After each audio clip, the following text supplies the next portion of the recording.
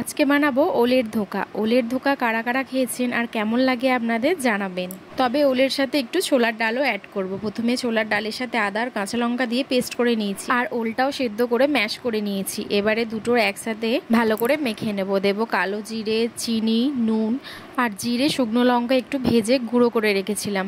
সব কিছু দিয়ে ভালো করে মেখে নেব।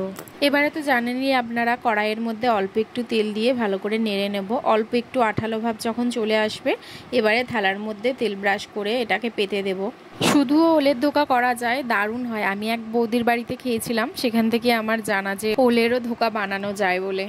তো ভালো করে সমান করে পেতে দিয়েছি। এবার এটা ঠান্ডা হয়ে গেছে। এখন সবগুলো কেটে নিয়ে তেলের মধ্যে ভেজে নেব।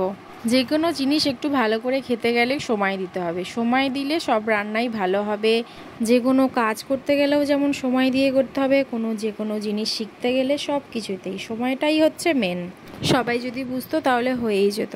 যাই হোক, বেশি জ্ঞান দিয়ে আর লাভ নেই। তো সব ভেজে নিচ্ছি। বরফি স্টাইলে আর কাটিনি, এরকম চৌকো চৌকো করেই কেটে নিয়েছি। লাল লাল করে সব ভেজে নিয়েছি। এবারে রান্নাটা করে নিই।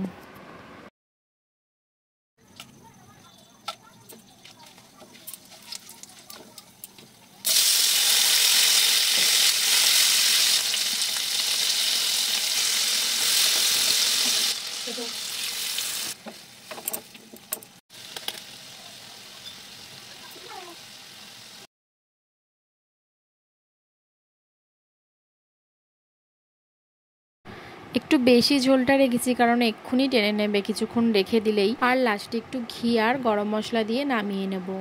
ধোকার ডালনা কিন্তু রুটির সাথে বা পরোটার সাথে, দুটোর সাথেই কিন্তু দারুণ লাগে খেতে।